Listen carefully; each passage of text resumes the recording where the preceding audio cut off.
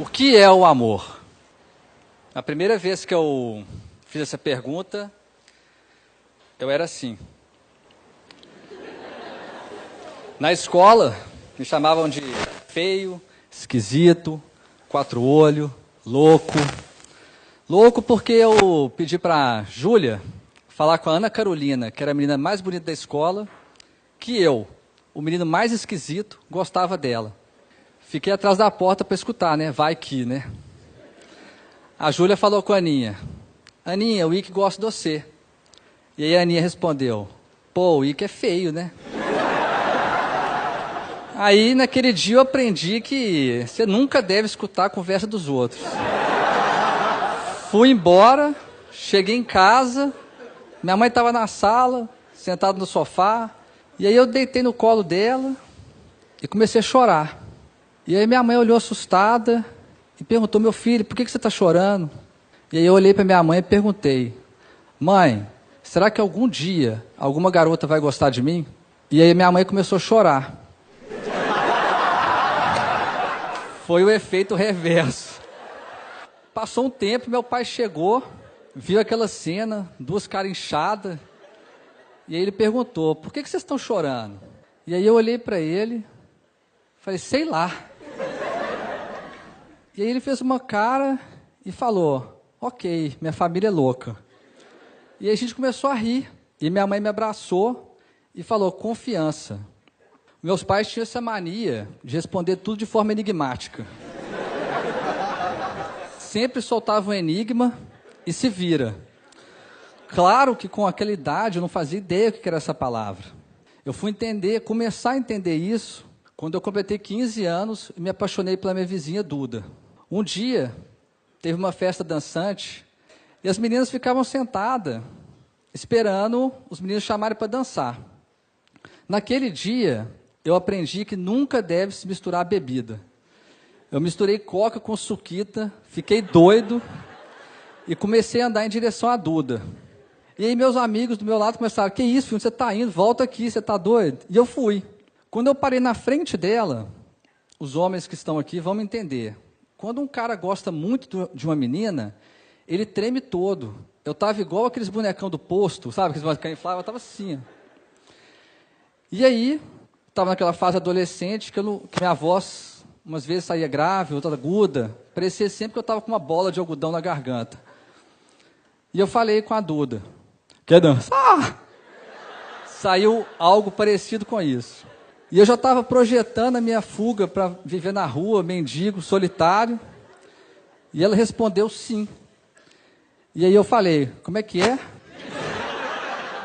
Aí ela repetiu, sim. E eu não sabia o que fazer, porque eu nunca tinha chegado até ali, aquela parte era nova para mim. Eu já tinha recebido tanto não na vida, que eu nem sabia que uma menina sabia falar sim.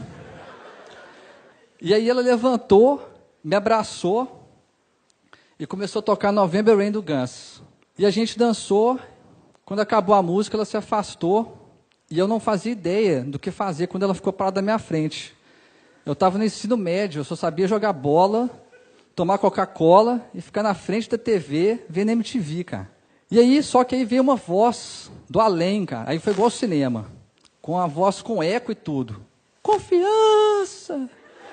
Confiança! E aí eu fui. Esse foi meu primeiro beijo. A coisa mais esquisita e doce que eu já fiz na minha vida. A Duda sorriu daqui até aqui. O sorriso fazia assim, ó. E aí ela me abraçou e a gente começou a dançar sem música. Eu e a Duda, a gente namorou por muito tempo. Até eu completar 18 anos, que é a idade oficial da idiotice masculina. Todo mundo ficava, não, vou tirar carteira, carro, mulherada. E um dia eu chamei a Duda e falei, ô Duda, eu quero terminar. E aí ela falou, por quê? Eu falei, porque eu quero conhecer outras meninas, para saber se você é a mulher da minha vida, né? E aí ela segurou a minha mão, olhou no meu olho e falou, que pena, Ike. Eu soube desde o primeiro dia que você era o garoto da minha vida. Ela foi embora e eu chorei por umas 5 horas seguidas. Cheguei em casa, contei para o meu pai, e aí meu pai só falou escolhas.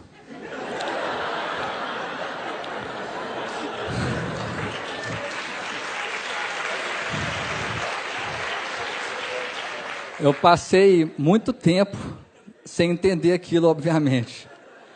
E muito tempo sem encontrar ninguém, até eu encontrar um novo amor. Um dia, essa menina veio e falou, que eu quero terminar. E eu falei, por quê? O amor acabou? E ela falou, não, o amor não acabou, mas não é esse amor que eu quero. E eu falei, qual amor você quer? E aí ela falou, eu quero me jogar de um precipício sem saber se vai ter alguém para me segurar. E eu falei, pô, isso é hora de poema, cara? Quem está terminando comigo é o seu, a Clarice Lispector.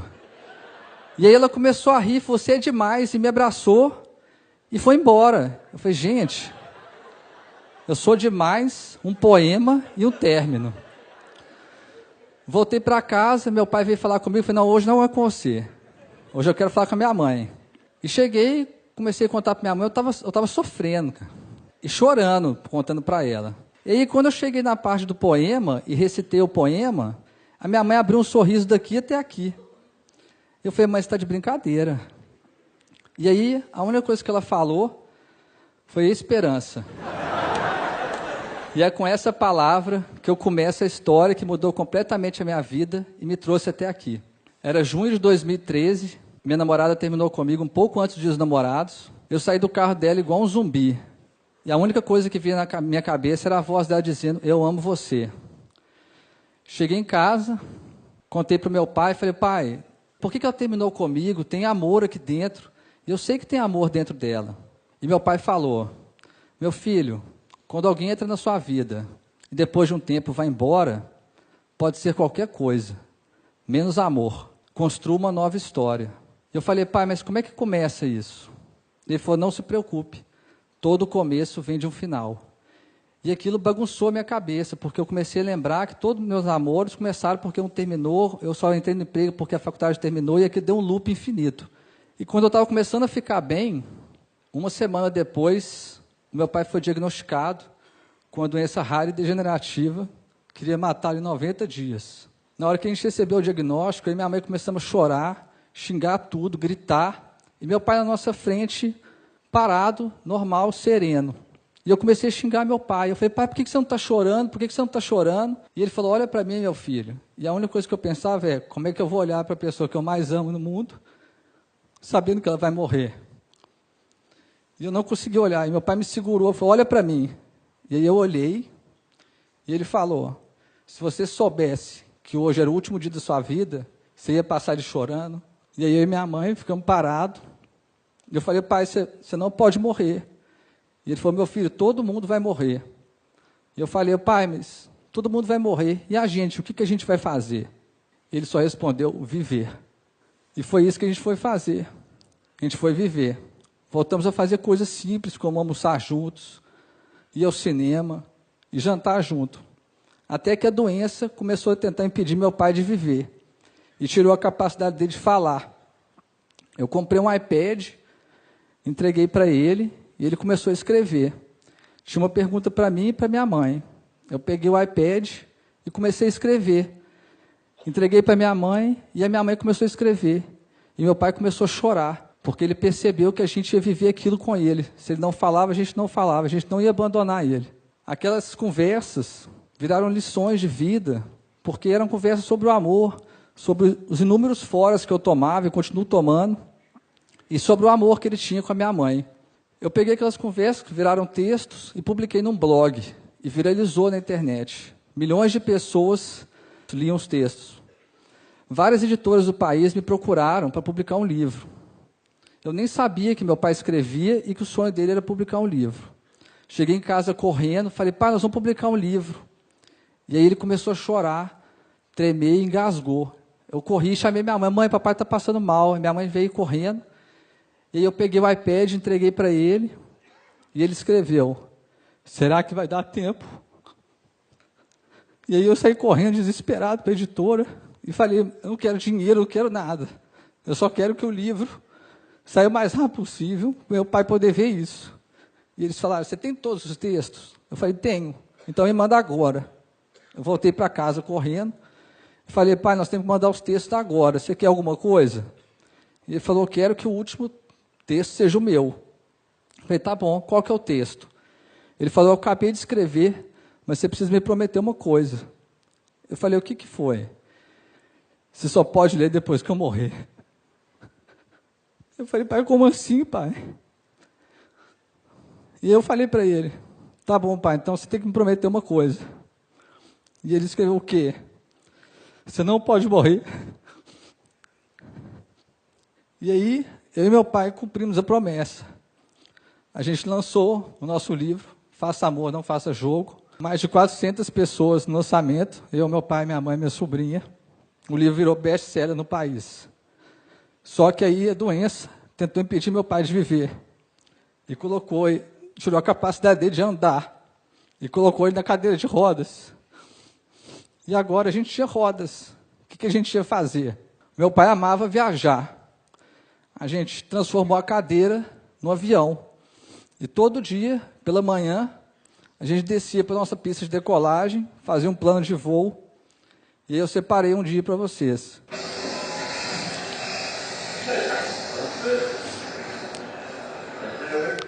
Eu não lembro se esse dia a gente estava para Nova Zelândia, foram muitas viagens. E sempre que a gente terminava, pousava, eu pegava o iPad, entrava no país que a gente estava e a gente ficava vendo as imagens. Estudava a cultura do país e tudo. Meu pai, há mais de 30 anos, ia toda sexta-feira com 2 irmãos na mesma pizzaria. Ele continuou indo de cadeira de rodas. Só que a doença tentou impedir meu pai de viver e tirou a capacidade dele de comer. E aí os irmãos deles, meus tios, começaram a ir lá em casa toda sexta-feira e falaram que a pizzaria não tinha graça sem meu pai. E aí eles ficavam rindo, dando risada, e meu pai começou a chorar quando eles fizeram isso, porque ele viu que os irmãos dele não iam abandonar ele, e não abandonaram. Foram lá em casa toda sexta-feira até o último dia de vida do meu pai. Meu pai, ele formou em Ouro Preto, Minas Gerais, e ele tinha 3 amigos. Quando eles formaram, eles combinaram que de 5 em 5 anos eles iam se ver. Naquele ano, meu pai estava muito debilitado e não conseguiu ir. Os 3 amigos dele, cada formando, tem uma foto pregada na República. Os 3 amigos pegaram as fotos dos 4, pegaram a estrada, chegaram lá em casa de surpresa, pregaram as fotos no quarto do meu pai e falaram, a nossa República é a sua casa. E meu pai começou a chorar, e todo mundo começou a chorar, porque ele viu que os amigos dele não iam abandonar. E não abandonaram, trocaram 5 em 5 anos para 1 em 1 mês eles iam lá e faziam a nova festa da República. No dia 2 de julho de 2015, os meus pais completavam 46 anos de casado. Todo aniversário de casamento, os meus pais faziam isso aqui, ó. Eles dançavam. Naquele ano, meu pai não conseguia ficar em pé. E aí a minha mãe falou, busca cadeira de rodas. Eu falei, por quê, mãe? O que você vai fazer? E ela respondeu, eu vou fazer o que seu pai faria por mim. Eu busquei a cadeira de rodas e quando eu voltei para o quarto, a minha mãe estava abraçada com meu pai na cama. Eu cheguei perto para ajudar e ela falou, não precisa. E ela começou a tirar meu pai da cama, fazendo maior força, e meu pai não tinha força, não sei de onde que ele tirou, foi a última força que eu vi ele fazendo na vida, e a minha mãe conseguiu colocar ele na cadeira de rodas. Ela colocou uma música e ajoelhou ao lado dele e começou a fazer a cadeira girar. E os dois começaram a dançar. Meu pai chorava e ria ao mesmo tempo. E foi a cena mais bonita que eu já vi na minha vida inteira. Quando acabou a dança, eu entreguei o iPad para o meu pai e ele escreveu, eu tenho um último sonho. E eu perguntei, qual que é, pai? Ele escreveu, eu quero ver o mar pela última vez. Eu falei, então a gente vai. Eu fui muito criticado, muita gente falou que eu era louco, porque eu ia levar uma pessoa que não falava, não comia, não fazia nada, para a praia, que não ia aproveitar nada. A única coisa que passava na minha cabeça era, talvez o amor seja isso, fazer loucuras, fazer o improvável, o impossível virar possível. E eu separei 3 momentos da viagem para vocês verem. O início, o meio e o fim. Quando a gente voltou da viagem, meu pai estava muito debilitado. Ele pegou o iPad e começou a escrever. Meu filho, eu estou sentindo muita dor. A minha mão treme muito. Eu não sei até quando eu vou conseguir escrever. A gente precisa criar uma nova forma de comunicar. Se eu piscar uma vez é sim, 2 é não e 3 é eu te amo. No dia 23 de agosto de 2015, o meu pai faleceu. Os médicos tinham dado 90 dias. Meu pai viveu por mais de 1095. Eu resolvi contar um pouquinho dessa história aqui, porque eu vejo o mundo distorcendo, complicando demais as coisas. Fique com alguém que faz isso, que te dê aquilo. E todas essas regras e exigências são criadas pela cabeça. O amor é criado aqui dentro, no coração. O resto todo é ilusão. Eu vejo a sociedade exigindo demais status sociais, bens materiais, pedindo que os pais coloquem os filhos nas melhores escolas, nas escolas mais caras, que estudem 3 línguas, que as esposas sejam as melhores amantes, sejam bem-sucedidas. E eu queria dizer para todos vocês que tudo isso não significa nada. A única coisa que o bem mais valioso que vocês têm, podem dar para alguém que você ama, é o seu tempo. Aquele tempo que a pessoa deita no seu colo e você fala, vai ficar tudo bem. A pessoa que você ama só precisa que você passe pela confiança, que esteja ao lado dela nas suas escolhas e que principalmente dê a ela esperança. Esse é o meu primeiro pedido. Dê o seu tempo para a pessoa que você ama. Muita gente acha que é fácil eu pedir isso porque acha que a minha relação com meu pai é perfeita. E não existe nada perfeito no mundo. Eu e meu pai eram cheios de defeitos, nós seres humanos somos cheios de defeitos. Quantas vezes meu pai entrou no meu quarto e eu falei, pai, me deixa em paz, estou tocando guitarra. Pai, me deixa em paz, estou jogando videogame. E sabe o que ele fazia? Ele sorria.